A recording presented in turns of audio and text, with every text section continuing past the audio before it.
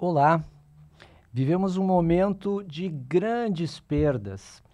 Quais lições sobre seguros, como resolver sinistros, reembolsos, amenizar prejuízos, regras, normas entre seguradoras e segurados? Este é o tema que discutiremos hoje com o nosso especialista convidado.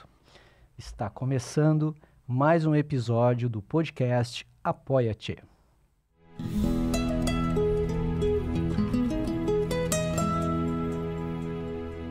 Está no Apoia-te, uma iniciativa da produtora Hackstory, que disponibiliza toda a sua estrutura, o seu estúdio, os seus especialistas e conhecimentos para ajudar a informar o povo gaúcho. Eu sou Mauro Sarmento e hoje aqui estou com o meu querido Bruno Feze, que ele que é CEO da Feze, seguradora corretora de seguros, e está no mercado centenário agora. 100 anos, né? Comemoraram quando isso, Bruno? Foi em outubro do ano passado. Outubro do ano passado a gente comemorou 100 anos e eu já estou há 41 anos à frente da corretora. Então, muito conhecimento, muita sabedoria nesse tema, que será um tema, pelo menos, polêmico, né? Porque diante da calamidade que nos assola, como é que está sendo isso, assim? Primeiramente, vamos contextualizar, eu quero saber como tu estás, primeiramente, nisso, o que os teus amigos têm perguntado, como é que tu estás nesse momento? Mauro, antes de mais nada, eu quero agradecer o convite, agradecer a oportunidade e dizer que é uma satisfação de estar conversando contigo e com as pessoas que nos assistem através deste novo mecanismo, né? Está sendo um momento extremamente crítico e diferente para todo mundo, né? Mas, ao mesmo tempo, o lado bom dessa tragédia é a gente ver o movimento de solidariedade que a gente tem visto através de pessoas e conhecidos. E nós, no mercado de seguros, temos sim uma demanda muito grande, muitas pessoas questionam o que cobre, o que não cobre, como funciona. E o que a gente vai tentar nesse bate-papo aqui ser o mais esclarecedor, com uma linguagem o mais prática possível, né? Não tentar fugir do segurez, que é a linguagem técnica do seguro, mas para que as pessoas saibam também a importância e a necessidade de como o mercado pode ajudar nesse momento difícil. Eu acho que é legal a gente começar, porque o sujeito, ele adquire um imóvel, adquire um automóvel, adquire outros bens, né? Ou inicia uma empresa, um empreendimento. Eu queria falar sobre a cultura de segurar as coisas, a cultura de prevenção e tudo mais. A gente está muito acostumado no universo do automóvel, né? Também sempre pensando acidente contra terceiros, essas coisas. Mas a cultura de segurar a casa contra incêndio, contra alagamento, isso é menos vista ou contemplada assim pela população, né? Eu diria que uma das dificuldades que nós temos aqui no Brasil o brasileiro não tem a cultura da prevenção. Isso é uma coisa que historicamente é difícil as pessoas se preocuparem. Tem aquele ditado que a porta arrombada tranca é de ferro. Ou seja, antigamente as pessoas de idade diziam assim: eu não vou no médico porque eu não quero achar problema. Entendi. E na verdade hoje as pessoas vivem mais, por quê? Porque já hoje se fala de uma vida mais saudável, de tempos em tempos tu precisa fazer um check-up para descobrir as coisas antes delas possam estar acontecendo. E a cultura da prevenção é uma das coisas que eu também faço um link com o que aconteceu na Boate Kiss. Antes as pessoas não se preocupavam com a coisa de proteção, projeto dos bombeiros, está em dia, não está em dia. Então, assim, infelizmente, uma das marcas talvez que vai ficar a necessidade de se precaver, se organizar contra eventuais riscos, e a enchente é um deles. Sim, nossa. Inclusive, uma questão que falam que, numa ocasião, um corretor me falou que ele me oferecia um seguro de vida. E eu disse para ele, eu me sinto desconfortável com a oferta, né? Porque o vendedor vem e coloca uma série de argumentos com relação a essa cultura.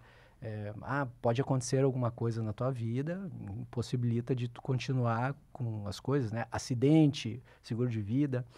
E aí, eu fiquei tão desconfortável que eu disse, olha, sério, eu gostaria de não conversar mais sobre isso, não me interessa, muito obrigado. E ele, assim, de forma muito inteligente, ele viu que eu era um cara bastante analítico, disse, tu faz parte dos 37% das pessoas que tem ojeriza ao tema, ou tipo, é intransigente com o tema da morte, ou seja, o tema do acidente, o tema do sinistro, a perspectiva, né? Isso que tu comentaste das pessoas idosas, né? Eu não vou ao médico para não achar problema.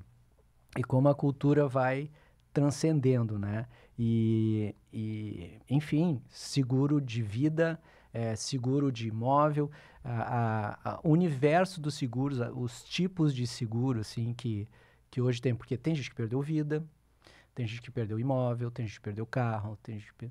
né? Então, basicamente, como tu contextualiza isso, assim, o que na tua visão tem que mudar em termos de cultura? Porque aconteceu. Isso também fala de outros aspectos, assim, né? O projeto urbanístico que a gente conversou ontem, outras coisas vão precisar mudar. O que precisa mudar na consciência da população com relação a seguros? Eu nem vou usar o termo seguro, mas eu vou usar o termo atitude preventiva. Sim. Ou seja, no que a importância de ter uma atitude preventiva é saber analisar a quais riscos as pessoas, tanto física quanto jurídica, estão mais expostas. Porque este é o papel fundamental do corretor de seguros. Sim. O papel do corretor de seguros não é vender uma pólice, é sentar com o cliente, analisar quais riscos ele está mais exposto e, a partir daí, montar um sistema de prevenção que seja o mais alinhado possível, de acordo com as suas necessidades e dentro das suas possibilidades financeiras também.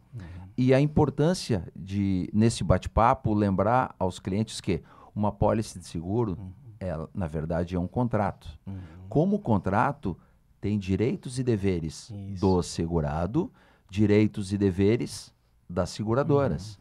E o corretor de seguros, na verdade, ele não é a pessoa que intermedia. Eu, como corretor de seguros, eu me apresento mais como um representante do cliente e não representante da seguradora. Até porque, pelo sistema de seguros no Brasil, o corretor, normalmente, ele é um corretor multimarcas. Até no passado, como nós tínhamos uma seguradora na cidade de Novo Hamburgo, era muito visto, tu é corretor da companhia tal. Isso. E, na verdade, o corretor, ele representa várias companhias, até para poder, perante a análise do risco do cliente, buscar para esse cliente é mais conveniente a companhia A, no outro cliente a companhia B, e fazendo uma adequação exatamente do que ele precisa. Sim. Bom, ninguém estava esperando uma calamidade dessa dimensão, né? E aí tu falasse em contrato. E também tu puseste que o agente intermediador, né, o corretor, é a pessoa que procura observar a dimensão mais coerente desse contrato, né? Tipo, nem para mais, nem para menos, mas o que serve e o que tu consegues pagar. Porque eu lembro que em propostas, né, chega para a gente empresas diferentes, né, corretoras diferentes, seguradoras diferentes, desculpe, valores diferenciados e cláusulas e condições ali também, né, com uma certa diferença. Porque existem regras e existe mercado e tudo isso. E aí a gente escolhe, né? Mas qual o corretor, qual o agente que poderia prever uma calamidade dessa? Então, todo mundo diz assim, por cultura, outros lugares têm cláusula de alagamento. Mas a gente não tinha essa cultura de alagamento. A gente não havia essa... Logo, então, pode ser que os especialistas, né, isso a gente sabe que está aparecendo agora, Eles identificaram já no passado riscos. Eu lembro, muitas pessoas diziam assim, quando o Rio dos Sinos sobe e o pessoal tem uma grande preocupação e o comentário é, e o que vai acontecer se o dique der problema, né? E Transbordar. finalmente deu problemaço, né? E então isso é bem importante, né? Aí o sujeito contrata lá o seu seguro e acontece uma coisa dessa e aí imediatamente ele vai lá para o contrato, né? E olha. E aí nesse momento, eventualmente, ele não vê uma cláusula. Como é que é essa questão das cláusulas, do processo de... Aqui, basicamente, eu acredito que a gente vai falar basicamente sobre 2 tipos de seguro, Isso. que são os maiores danos, Uhum. fora as vidas que Isso. se perdem. Tá? No seguro de residencial, empresarial e indústria, Isso. normalmente, outra coisa importante frisar, o Brasil tem um mercado livre, ou seja, cada seguradora tem um modelo de seguro e um modelo de contrato. Entendi. Por isso que a gente vai falar de uma forma geral, porque pode ser que na determinada companhia as condições gerais sejam uma e em outras sejam diferentes. Mas de um modo geral, geralmente uma cobertura, quando é lançada por uma companhia e tem boa aceitação, as demais acabam abraçando Um modelo, né? como modelo. Porém, a cobertura básica de um seguro empresarial residencial, a cobertura básica chamada é incêndio. E daí tem as coberturas acessórias. Essas coberturas acessórias, elas são escolhidas entre o segurado e o autor. Exemplo, se eu tenho uma casa num local descampado, eu tenho uma chance de ter um vento mais forte. Então, o percentual que eu vou colocar para vendaval nesse seguro, nunca um vendaval vai acabar com a casa por completo. Então, tu determina se o imóvel vale 100%, 15%, 20% eu ponho de vendaval. Um tanto de danos elétricos. Danos elétricos, se é uma indústria que tem muito maquinário, tu precisa ter um dano elétrico maior, porque deu uma tempestade de raios e queimou uma série de equipamentos. Numa residência, tu já vê, puxa, o que tem de elétrico na casa? Informática, o alarme, poço artesiano, etc. E assim tu vai dimensurando. Enchente é uma coisa que realmente, ao longo dos anos, era muito pouco utilizado. Eu lembro que eu, que tenho 40 anos de mercado, no início só se preocupavam com o seguro de enchente, aquelas casas que eram na beira do nosso arroio ou próximo ao Rio dos Sinos, de tempo em tempo, uma chuvarada, acabava transbordando. Porém, a gente nota que ao longo dos anos as coisas vão se modificando. E eu tenho certeza que daqui para adiante o raciocínio vai ser diferente, porque em Porto Alegre, principalmente, eu vi que alagaram bairros que jamais imaginávamos que iria alagar. Iria imaginar que no Porto, a distância que tem do Rio Guaíba, ia ter água daquela altura. Então, isso é uma coisa que sim, a partir de agora, vai passar a ser visto de forma diferente. Não só pelo mercado, mas pelo próprio consumidor. E não vamos longe. O que aconteceu em Roca Salles, Mussum, Encantado, no final do ano passado, eu tenho clientes em Roca Salles, por exemplo, que a água chegou no segundo andar de um edifício. Pois é. Então, assim, é uma cidade que foi praticamente devastada por aquele ocorrido. E vou falar pelo nosso escritório. Desde aquela ocasião, as pessoas que fazem formatação dos orçamentos para os clientes, a gente, independente de onde mora a pessoa, a gente oferece, olha, as coberturas normais com a opção de alagamento ou sem a opção de alagamento. Normalmente, vamos usar da nossa cidade. O cara mora no alto de Hamburgo Velho, no Maurício Cardoso, lá eu não vou me preocupar com o alagamento. Porém, são coisas que, com o passar do tempo, vão se modificando e o mercado e as pessoas irão se preocupar com relação a isso. Então, o sinistro que orienta, né, vamos dizer assim, a maneira com que o corretor vai se relacionar, obviamente, depois de um sinistro, ou vai orientar os clientes depois de um sinistro, né? O processo, eu gostaria de saber, assim, porque parece que o que pauta isso é um processo de avaliação de danos, né? Como que ocorre? A exemplo do que nós estamos vivendo, né? A gente fala da fase 1, que é a fase aguda, onde a gente tem que socorrer pessoas, realocar pessoas, isso também é um tema interessante, né? A realocação, quando tu tem um seguro, aí eu vou para um hotel, né? Porque alagou a minha casa, como é que eu faço? Então, isso nós já vamos chegar lá, mas a avaliação de dano, porque quando as águas baixarem, que é dita a fase 2, talvez, e o pessoal querer voltar para casa, aí tem uma avaliação de dano que vai ser isso, assim. A primeira coisa é o segurado precisa ver se ele contratou a cobertura Entendi. de alagamento ou enchente na sua pólice. Tá. Contratou, é uma cobertura extremamente simples e direta. A seguradora, ele vai comunicar ao seu corretor, o corretor vai abrir o processo à companhia e o primeiro passo dele é saber quantificar o prejuízo que ele teve. Entendi. No momento que ele teve, se ele tem essa cobertura e teve prejuízo, a seguradora vai fazer uma análise e, diga-se por sinal, quando acontece uma catástrofe desse tamanho, uma coisa certa que vai acontecer, ou seja, determinado momento, um acúmulo enorme nas companhias e já representaram algumas mudanças pontuais desde os primeiros dias da enchente, só para teres uma ideia, que mandaram profissionais de outros estados vir para o Rio Grande do Sul para que tivesse uma retaguarda maior em função do grande número.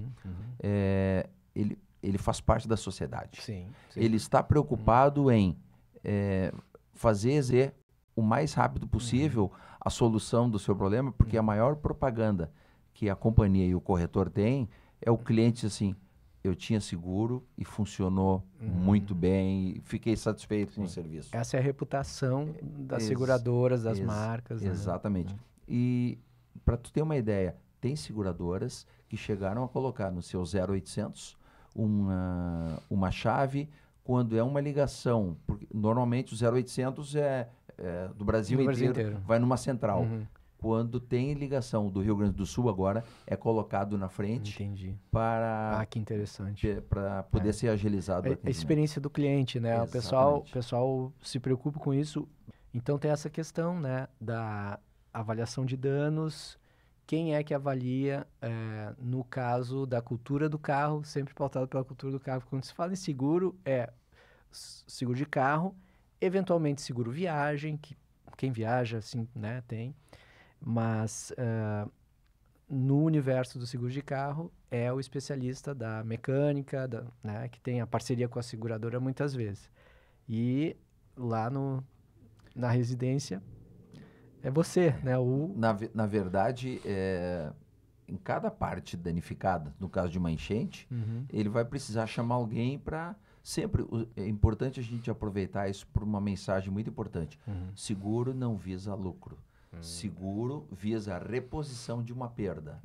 Então, analisar o que estragou na casa e pegando sempre com profissionais, porque a seguradora ela vai pagar o prejuízo que o cliente teve, desde que tenha esta cobertura na apólice. A grande interrogação que fica aqui é o seguinte, pessoas se darem conta de que o seguro no Brasil não é uma policy all risks. Ou seja, o que quer dizer isso numa linguagem popular? A cobertura básica é incêndio, esta é 100%. Por quê? Porque no caso de um incêndio, vai tudo. As outras coberturas sempre são analisadas e conversadas entre o cliente e o corretor. Aí, muitas vezes, a importância de sempre quando for contratar o seguro, procura um profissional independente, porque o profissional independente ele vai ser representante do segurado e não da companhia. Porque muitas vezes tem aquela coisa da reciprocidade bancária, que o gerente do banco ou quem está vendendo, ele é um representante do banco e tem um produto já pronto. E tem metas Esse também, produto, olha, é tantos por cento vendaval, tantos por cento dano elétrico e já uma policy, seja residencial ou empresarial ou condomínio, cada cobertura ela é analisada de acordo com o maior risco ou o menor risco. E isso ajuda, no momento como esse, a tirar bastante Sim. dor de cabeça. O mesmo é válido para as empresas, né? Sim, isso é Chamar. residencial, empresarial, industrial e condomínio. Um empresário, então, portanto, chama um especialista. Por exemplo, alagou máquinas, chama um especialista. Alagou estrutura, vigas, né? Mauro, Infiltrações. eu gosto de comparar o seguinte, nem todos meus amigos são meus clientes, mas todos os clientes quase se tornam meus amigos. Sim. Por quê? Porque tu acaba criando uma relação próxima De confiança. e é uma né? relação de confiança. Se alguém me fala alguma coisa de contabilidade, eu tenho uma pessoa que cuida da minha contabilidade, qualquer tema, eu vou falar com ele. Isso aí. Assim como a pessoa tem o seu advogado ou médico de família. Então, assim, a confiança com o corretor não é a questão de... Vamos dar um exemplo. Tu vai procurar um médico, tu não vai procurar o médico que vai te cobrar mais barato a consulta. Sim. Tu vai procurar um médico que tu confie no serviço dele. Então, a relação do cliente com o corretor passa muito pela confiança. Passa muito por aí, né? Por aí. E com relação a esse momento, né? O momento das letras pequenas. A pessoa contratou, aconteceu o sinistro, aí ela vai lá olhar, ou às vezes não olha, né? Tem algum caso que tu possa comentar de pessoas ou clientes ou empresários que contrataram seguro e dispensaram alguma coisa e depois se arrependeram ou, né? Sim, é bastante comum. Inclusive, eu tenho um fato pitoresco que aconteceu. Um curtume da cidade de Lajeado, no qual é nosso cliente, onde o seguro do proprietário, a secretária, em março desse ano, entrou não era feito por nós, queria que a gente passasse a atendê-lo. E mandou uma cópia da apólice atual. O que eu fiz? Eu preparei um orçamento semelhante ao que ele tinha e um outro orçamento com o olho clínico, com a minha experiência. Na minha cobertura, na minha proposta, eu melhorei algumas coberturas e incluí a cláusula de alagamento. Por quê? Porque lá é uma região que sofre bastante com alagamento. Mesmo eu não sabia nem o bairro que era, se era um bairro que alagava ou não. Na ocasião, eles escolheram a opção mais barata, porque era um bairro alto da cidade, que dificilmente a água chegaria, etc, etc. Só que, nesta enchente, a água chegou na casa dele. E eles mantiveram contato com o escritório, e eu tive que dizer, olha, infelizmente, vocês optaram por não ter a cobertura de alagamento inclusa. Porém, tem um detalhe também. A gente vive num país onde o Brasil é conhecido como... Sempre tinha aquela máxima, o Brasil é um país que a gente não tem terremoto, não tem tornados, ciclones, não tem vulcão. Verdade. É um país maravilhoso. Só que a realidade está mostrando que nos últimos anos, coisas que não aconteciam, estão acontecendo. Então, a gente precisa ter um olhar mais crítico, mais cuidadoso, e quando for fazer as fazer essa análise. E essa análise passa muitas vezes pelo nosso trabalho, o trabalho do corretor, que é não vender para o cliente aquilo que é mais barato, mas aquilo sim que possa servir para sua necessidade maior. Muito interessante. Tu falasse ali na questão de all risks, né? Assim, tudo incluso, all incluso, Exatamente. não é pacote, combo de viagem, né? Mas existe a gente falou lá no início a questão cultural e a maneira agora que o cliente vai escolher as suas coberturas vai mudar certamente, né? Eu acredito que muita gente vai incluir coisas, mas é uma questão, como tu falaste, né? Cultura do povo do Brasil, que inclusive recebe sinais, porque essa pessoa de Lajeado recebeu sinais, alagou a minha cidade. Entre alagar a minha cidade e chegar na minha casa, talvez não faltasse muito. Como mudou tudo a proporção, virou algo gigantesco, né? Acabou sofrendo o sinistro. Sim. E nesse aspecto, assim, circunstâncias, né, que os segurados devem olhar e negociar as reivindicações com as seguradoras, as recusas e tudo isso, isso traz realmente um sentimento de que seguro é uma ciência. É uma ciência de dados, riscos, análises, né? O que tu poderia dizer para a população, assim, com relação à mecânica básica, assim, ou os fundamentos do seguro? Porque tu disse uma coisa muito interessante que me chamou a atenção com relação a seguro. Tipo, a gente acha que a gente contrata um seguro, então a gente contratou uma obrigatoriedade. Não é bem assim, tem muito o que se discutir, né? Eu vou fazer uma analogia, tá? Aham. E uma defesa do produto seguro. Tá. Se aconteceu o risco Uhum. e está segurado, não tem dúvida, a seguradora vai indenizar. Só que a contratação do seguro que a pessoa precisa ter cuidado. É igual assim, eu tô doente, não adianta eu chegar na farmácia e pedir um remédio para dor de cabeça. Uhum. É mais importante ir no médico, entender da onde vem a minha dor de cabeça, para a partir daí tomar o remédio adequado. Sim. Então, assim, eu vou fazer essa analogia para que você que nos escuta tenha noção disso. Porque muitas vezes assim, mas esse seguro aí tá caro. Mas a pessoa não sabe nem o que está contratando. Isso. Então, não adianta eu fazer um seguro para ele ser barato. E o trabalho do corretor é duas coisas fundamentais. Em primeiro lugar, uma análise detalhada do risco. Analisou o risco, daí o próximo passo é buscar o preço mais justo. Determinada ocasião me disseram assim, mas o corretor ele não encarece o produto seguro? Não, o corretor, ele valoriza, o profissional valoriza. Por quê? Porque o corretor normalmente acaba sendo multimarcas. Sim. Então ele já sabe que essa companhia não se trata de ser mais barata ou mais cara, mas entre as alternativas que tem, é o que gera o melhor custo. Porque existem coisas que depois tu te dá conta que o barato saiu caro. Sim. O barato saiu caro. Essa é uma máxima incrível, né? Isso tem a ver com educação sobre seguros, tem a ver com... Porque normalmente a gente compra pelo preço, né? Tu pede cotação, ele te manda lá algumas empresas, o preço, e a gente não entra na proposta, em cada proposta. Eu posso dizer que a partir da conversa de hoje contigo, eu vou olhar isso diferente.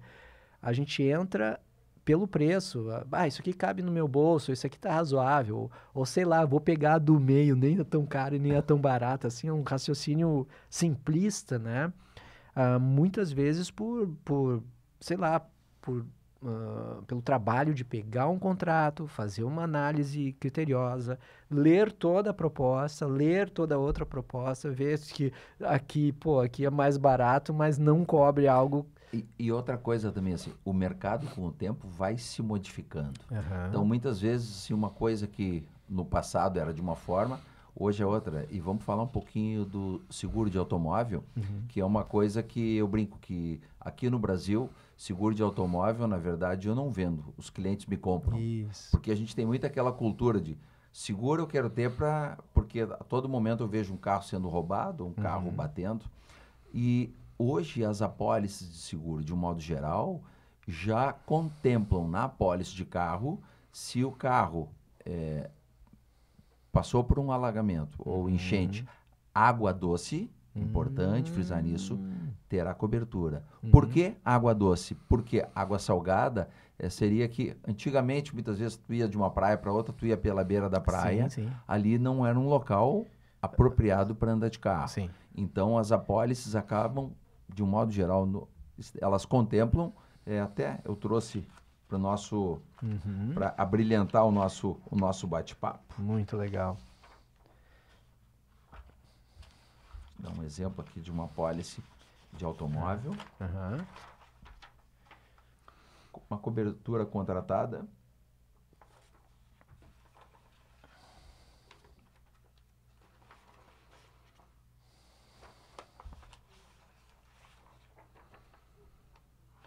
É bem... Nossa, o homem veio municiado, que coisa boa. Olha só. Tem diversos modelos, né? Achei. E tu vê, sempre são várias páginas, né? Várias, várias. Vamos lá. Não precisamos citar o nome da companhia, Tá. onde riscos cobertos, tá? Uhum. Submersão parcial ou total do veículo em água doce, proveniente de enchentes ou inundações, inclusive nos casos de veículos guardados em subsolo. Sim, caso do aeroporto aqui, Caso né? do aeroporto, ou eu tive clientes em Porto Alegre que deixaram, quando notaram que tinha o risco eminente de inundar, levaram o carro para Praia de Belas, Aham. no 5º andar, por sorte. Aham. Ou seja, a água não chegou até eles. O máximo que aconteceu, eles vão ficar 10 dias sem poder Sim. tirar o carro de lá. Sim. Então, assim, é um cliente que já teve uma atitude preventiva. Uhum. Em compensação, eu tive clientes em São Leopoldo, por exemplo, onde ele perdeu o apartamento, tinha um apartamento no térreo, No térreo. alagou o apartamento inteiro e tinha 2 carros na garagem. Ou seja, em apenas uma família, teve o apartamento alagado e 2 carros que provavelmente, quando a água chega no teto, é perda total. Perda total. Como que a companhia faz para saber se o carro é perda total ou não? Isso é bem interessante saber. 75% do valor do carro é considerado perda total. E os carros hoje, mais modernos, que já tem uma parte elétrica muito grande, sofisticada no componente, muitas seguradoras, quando a água chegou no teto, eles nem mandam para a oficina avaliar. Já manda entregar os documentos, que já vai ser considerado perda total. Muito, muito interessante. Me diz uma coisa, Bruno, e lastro para tudo isso? Lastro das companhias, lastro financeiro.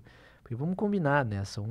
Eu não sei, assim, mas são milhões, bilhões, mas muita grana vai Ótima pergunta. Porém, eu tranquilizo você, consumidor que nos escuta, dizendo que as seguradoras, todas elas têm um limite técnico, e isso é fiscalizado e acompanhado pela SUSEP, que é um órgão, quer dizer, Superintendência de Seguros Privados, que é um órgão que faz parte do Ministério da Fazenda, ou seja, assim como cada banco tem o seu limite e é acompanhado e monitorado, as companhias também têm. E a gente teve o exemplo da Covid há pouco tempo atrás, onde milhares de mortes foram indenizadas. Diga-se, por sinal, uma propaganda do mercado, eu não fiquei sabendo de nenhuma seguradora que se negou a pagar um seguro de Covid, e as empresas, nenhuma quebrou em função da Covid, assim como nenhuma vai... Lógico que isso ocasiona um rombo financeiro, sim, porém, já na formatação das companhias, já é previsto. Então, existe lastro, existe recurso e além desse limite técnico também tem suporte, então, de esferas mais, tipo o Banco Central, essas coisas assim? Sim. Normalmente, cada companhia ela tem um limite técnico para segurar X mil veículos ou X mil reais. Quando ultrapassa isso, ela divide isso ou com seguradoras no exterior, ou até, daí é chamado de resseguro, que é o seguro do seguro, ou co-seguro, que é entre outras companhias do mercado tipo um nacional. founding, assim, tipo um grande veículo. Isso é uma coisa que muitas vezes, quando o consumidor contrata, ele nem sabe que ele faz um contrato de sua indústria vale 50 milhões e a seguradora tem o limite técnico de 25. Então, ele contrata os 50 com a companhia X. Só que a própria companhia vai dividir esse risco com outras seguradoras lá fora. A matéria-prima da seguradora são dados estatísticos. Sim, mexeu na estatística. Ou seja, mexeu na estatística automaticamente. E a gente tem um exemplo muito claro, seguro de automóvel. No passado não tinha perfil. Aqui no Sul se pagava um preço, São Paulo era outro. Hoje em dia tem 2 componentes muito fortes na composição, quem está dirigindo o carro Uhum. e que uso ele tem para esse carro, se o motorista, se ele usa o carro para passeio, ou se ele é Uber, por exemplo, nas horas vagas. Ou se esse carro mora num bairro nobre da cidade ou num bairro mais afastado que o índice é mais perigoso. Sim. Então, até o CEP de pernoite do carro é um componente para seguro custar mais ou Sim. menos. Sabes que eu fui surpreendido, porque eu sou PCD e o meu carro é especial, né? Sim. E o Oscar, nosso amigo médico Oscar, Sim. ele fez o meu laudo, me indicou, eu fui para Porto Alegre, na central lá, no Detran fiz o laudo médico, comprei um carro com isso e tal, né? Tem algumas vantagens ali. Na hora de segurar, só eu posso dirigir o carro e eu posso indicar uma pessoa. Então é curioso que existem normas que a gente não sabe, não? Então é um desconhecimento muito grande. Me diga uma coisa, a pessoa fez o seu seguro, tá lá contra alagamento, tá contemplado. Aí a exemplo, tava aqui, tu tava falando, eu tava lembrando. Um conhecido meu pegou a família, ele é de São Leopoldo, foi inundado o apartamento dele. Ele pegou a esposa, as crianças e foi para Curitiba, porque ele trabalha em Curitiba, faz bate e volta. Levou para lá e alugaram um Airbnb e estão tendo outros custos, tal. E a seguradora vai cobrir isso?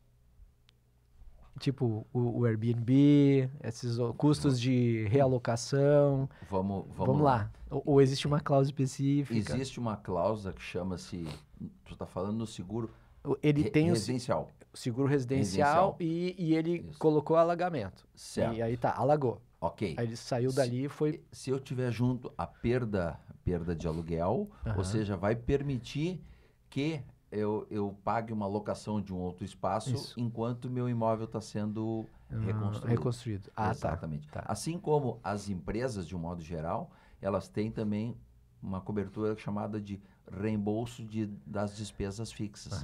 Por quê? Meu imóvel sofreu um dano que levou 4 meses que eu não pude abrir a minha indústria, o meu comércio. Nesses 4 meses, além do preço da reposição, eu tenho o desconforto de 4 meses eu não posso pagar salário, fornecedores, impostos, etc. Eu posso incluir essa cobertura de reembolso de despesas fixas que vai cobrir o número de meses que levar para ser reconstruído. Por isso eu digo a importância de não querer fazer sozinho uma pólice. Chama um corretor de seguros de sua confiança para que, em conjunto com ele possa entender o risco. É muito normal, conhecidos ligar, Bruno, eu preciso de um orçamento. Eu digo, olha, que honra poder te atender, só que para eu poder te apresentar o orçamento, eu preciso conversar contigo para entender. Não, eu quero uma coisa simples. Eu preciso conversar contigo para que todo o trabalho que tu tens antes evita desconforto depois. Sim, acomodação, né? É o que possivelmente vai acontecer aqui, né? Porque há uns 8 meses atrás, por aí, já houve chuvas, Eu lembro que o primeiro sinal foi a interrupção ali do acesso da BR-116 Esteio, porque falharam umas bombas. Então, tem uma série de sinais que a natureza vem dando e a gente vai aprendendo com isso, né? Certamente a cultura vai se modificar, a maneira que as pessoas também vão se relacionar com o seguro, que nem quantas pessoas, em termos percentuais, assim, da região, tem seguro da sua casa, né? Vamos lá, vamos falar o que é mais percebido em termos de possibilidade, incêndio. Quantas pessoas, né? Vamos falar sério, todo mundo que tem um fogão ou que tem alguma chama em casa corre risco. Existem riscos, né? Sim. Mas o pessoal não... Mauro, é muito bom esse gancho que tu está me dando para nós falar sobre a atitude preventiva. Isso. Eu vou te dizer o seguinte, o maior patrimônio que as pessoas têm são elas mesmas. Elas mesmas. É a nossa vida. Sim. E quando eu falo de tu ter um cuidado de ter uma cura preventiva, isso já é cada ano aumenta a expectativa de vida. Cada vez mais Sim. as pessoas estão vivendo mais. E viver mais é muito bom, Sim. desde que a gente tenha dignidade financeira. Nós mesmos conhecemos muitas pessoas hoje que estão no... Eu brinco que quando eu era guri, 60 anos de idade, já era o vô andando de chinelinho de andar dentro de casa. Sim. Há 60 anos era uma vovó sentada na cadeira de balanço fazendo tricô. E hoje em dia as pessoas estão vivendo muito mais. É o novo 40, sexagenário é o novo 40. É o novo 40. Então, assim, pessoas, elas vivem mais. Isso é muito bom, desde que tenha dignidade financeira. E quantos fazem, na verdade, um planejamento financeiro? Pouquíssimos. E outra, principalmente nós que vivemos na região aqui vivemos o boom do calçado. Isso. Quantas pessoas tinham uma realidade totalmente diferente alguns anos atrás? Pessoas que achavam que aquela fortuna ia durar a vida inteira. A vida inteira.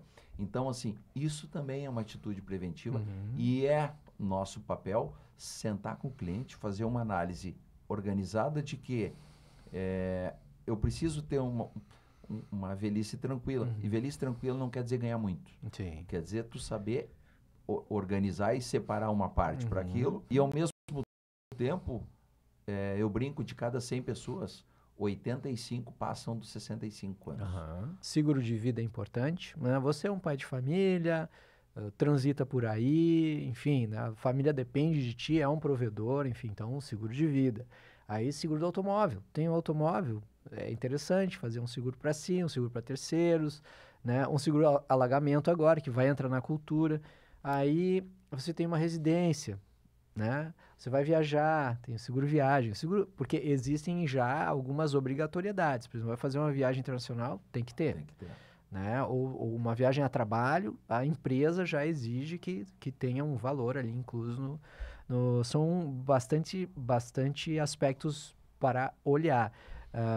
Então hoje, a partir dessa conversa, a gente entende que nós precisamos ressignificar a nossa visão ou qualquer preconceito existente sobre seguro, também sobre a maneira de contratar seguro, sobre a inteligência de contratar seguro, né?